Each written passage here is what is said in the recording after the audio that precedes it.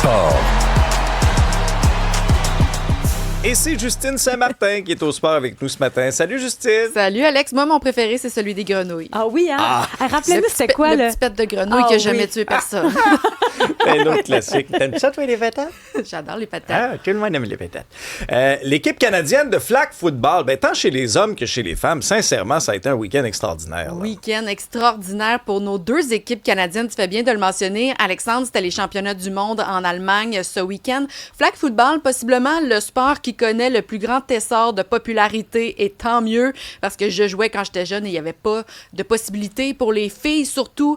Et là, depuis l'annonce évidemment de l'entrée en scène du flag football aux Jeux de Los Angeles en 2028, il y a une grande popularité. Alors ce week-end était très important pour les équipes qui étaient à l'action parce que les deux meilleures formations, autant chez les femmes que chez les hommes, obtenaient directement leur billet pour Los Angeles 2028. Alors, chez les femmes, c'était déjà dossier réglé samedi avec la victoire en demi-finale contre le Mexique. Elles avaient déjà en poche leur billet d'avion pour Los Angeles. Restait maintenant à affronter les Américaines en grande finale, les grands rivaux, évidemment, de toujours du Canada dans différents sports. C'est la même chose au flag.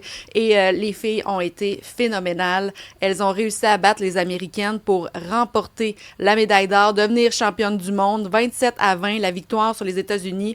Et Sarah Parker, moi, je vois cette fille-là, c'est la corps arrière de l'équipe.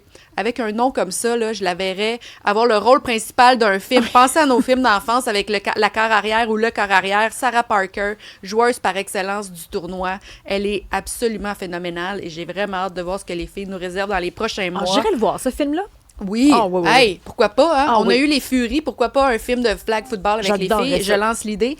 Et là, chez les hommes, c'était plus compliqué parce qu'on jouait pour la médaille de bronze hier contre le Mexique. Alors, on avait vraiment besoin de l'emporter pour espérer encore se qualifier pour les JO. Ça aurait pu se poursuivre, évidemment, ces qualifications-là. Mais là, on se simplifie la vie parce qu'hier, avec la victoire contre le Mexique, 34-26, dans le match de la médaille de bronze, les gars ont confirmé également leur présence à Los Angeles en 2028. La raison est simple, c'est que les gagnants sont les Américains. Les Jeux auront lieu aux États-Unis, donc l'équipe hôtesse a déjà sa qualification. Alors, chez les hommes, la 3e place donnait aussi accès à un billet pour Los Angeles. Alors, un gros week-end pour nos équipes canadiennes. Et il y a énormément de Québécoises et de Québécois dans ces deux formations-là. Alors, bravo à tout le monde. OK, Yacoub Dovech se retrouve dans un groupe élite. Ben oui, il y a NHL Network qui fait ça tout au long de l'été, différents palmarès là, pour mettre en lumière les différentes positions, les meilleurs joueurs de la Ligue. Et là, Yacoub Dovech se retrouve hier dans le palmarès du top 10 des meilleurs gardiens de la Ligue nationale. Je veux pas dire que c'est une surprise, mais quand même, c'est assurément le gardien de but avec le moins d'expérience qu'on retrouve dans ce palmarès-là. Il a connu une saison exceptionnelle, ai-je besoin de vous le rappeler, mais quand même, regardez les autres qui s'y retrouvent. Au numéro 1, des Vasilevski, numéro 2, Connor Hellebuck avec les Jets de Winnipeg, Igor Shesterkin avec les Rangers de New York. Je vous parle de tous des gardiens de but qui ont déjà remporté des trophées Vézina. Alors, de voir le jeune Yacoub Dovech se retrouver déjà dans ce palmarès-là, de voir qu'il a retenu l'attention à travers la Ligue nationale aussi, ça ne peut que faire plaisir aux partisans et surtout leur donner très hâte au camp d'entraînement et à la nouvelle saison parce que je pense que les Canadiens vont nous réserver encore une fois de belles surprises. Oui, parce qu'il nous en a fait voir de toutes les couleurs pendant les séries. Si le Canadien est allé aussi loin en série le printemps passé, c'est en grande partie grâce à Yacoub Dovech. Le défi pour lui, ça va être la constance. Ça va être de répéter ça. Puis ça, on va voir là, en début de saison. S'il est solide, on va dire parfait. On est reparti pour la gloire. Le piège, c'est s'il est chancelant. S'il connaît un début de saison bof, là, après ça, on va s'apercevoir, coudonc, OK, là, c'était-tu un feu de paille, Yacoub Dovech? Moi, j'ai bon espoir que ça va être un gardien très solide pour plusieurs années pour le Canadien, mais ce sera quand même là, sur le plan de la performance sportive, puis même sur le plan psychologique aussi. Je sais qu'il travaille beaucoup cet aspect-là dans les coulisses également. On le sent solide. Il y a deux choses. La fameuse deuxième année. Ouais. C'est la même chose pour tous les joueurs. On voit des joueurs gagner le trophée Calder que la deuxième saison, c'est plus compliqué. Là aussi, tu arrives en renfort de Samuel Montembeault. Il n'y avait aucune pression sur les épaules, aucune attente envers lui. Là. J'ai envie de dire que la majorité des amateurs du Canadien n'avaient aucune idée pratiquement qui était Yacoub Dovech. Et là, il se retrouve avec le poste. Et oui, assurément, une réputation à protéger. Alors, ce serait intéressant de voir comment il va rebondir. Mais il a fait preuve de sang-froid à plusieurs reprises la saison passée. Alors, j'ai envie de dire que ça devrait bien se passer. Et au tennis, Félix Auger-Aliassime qui faisait son entrée en scène à Cincinnati. C'est plutôt réussi. Après, tu sais, Une déception. Tellement une grande déception à Montréal. Tu sais, les attentes étaient dans le tapis. Il n'a même pas pu disputer un match en raison des blessures. Là, son dos, il allait bien. Son dos semblait parfaite condition. Allé chez le chiro. Hier, est allé chez le chiro, le masso, toute l'équipe était là sûrement.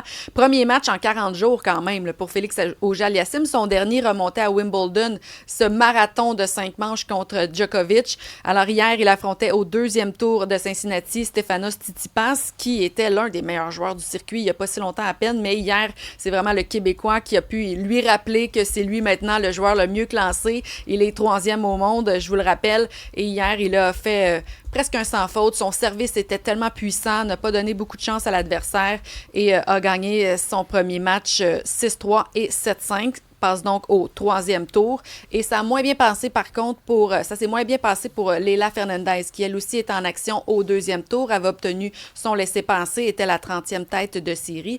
Elle affrontait la Chinoise Chi Wu Wang, qui était la même tombeuse que Bianca Andreescu il y a quelques jours à peine pendant la phase des qualifications. Et hier, Leylah a réussi à aller chercher la première manche 6-3, mais par la suite, ça s'est compliqué. Beaucoup de fautes directes. Vraiment, n'a pas réussi à suivre le momentum imposé par son adversaire et s'est finalement incliné en 3 manches, 6-2 et 6-2, les 2 manches et la 3e manche. Alors, une autre défaite crève-cœur pour Leylah parce que les attentes étaient élevées, assurément. Et là, tu n'as plus qu'à attendre le US Open et ça s'est terminé peut-être pas de la meilleure des façons. Bon, mais pour surmonter le moral, tiens, on va pas un petit extrait de ton sketch préféré des Tataclac.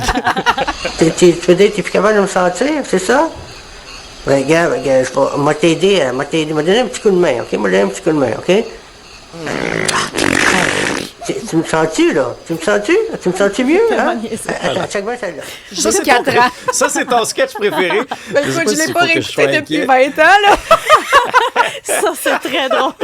Mais je l'ai bien en vert, En plus. C'est thématique. concept, pareil comme la grenouille. Odeur, compositeur. Aïe, aïe, aïe. Bon, dans les prochaines minutes, on va parler avec une professeure de l'Université Laval spécialisée en communication numérique qui va nous expliquer comment ça se fait qu'il y a des détenus dans les prisons du Québec qui deviennent des influenceurs. Quand même assez particulier. Félix Séguin aussi va commenter le gros dossier sur l'état des prisons. Manquez pas ça. Questions, commentaires, 187 Cube Radio.